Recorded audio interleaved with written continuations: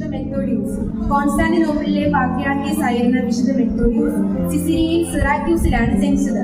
ഒരു നല്ല ഉദ്യോഗം ലക്ഷ്യമാക്കി വിദ്യാസമ്പന്നനായിരുന്ന മെത്തോഡിയൂസ് കോൺസ്റ്റാന്റിനോപ്പിളിലേക്ക് ചെന്നപ്പോൾ ഒരു സന്യാസിയാണ് അദ്ദേഹത്തെ സ്വാഗതം ചെയ്തത്.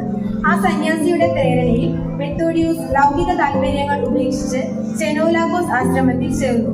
അക്കാലത്താണ് തിരുസ്വരൂപങ്ങളുടെ പേരിലുള്ള മതപീഡനങ്ങൾ നടന്നത്. ലയോ അഞ്ചാമൻ 815 രണ്ടാമത്തെ മതപീഡനം ആരംഭിച്ചു. കോൺസ്റ്റാന്റിനോപ്പിളിലെ പേട്രിയാർക്ക് വിശുദ്ധ നിസേഫോറസിനെ നാടുകടത്തി. പ്രതിമാതംസുകൾക്കെതിരായ ഒരു നിലപാടാണ് മെത്തോഡിയൂസ് സ്വീകരിച്ചത്.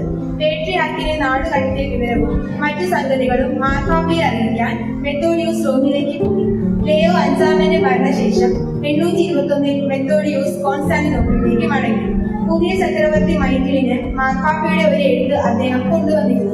തിരുമേനി എഴുത്ത് വായിച്ച ശേഷം മെത്തോഡിയൂസിനെ വിപ്ലവകാരിയായി മുദ്രകുത്തുകയും അദ്ദേഹത്തെ പ്രഹരിച്ച ശേഷം ജയിലിൽ അടയ്ക്കാൻ ആജ്ഞാപിക്കുകയും ചെയ്തു.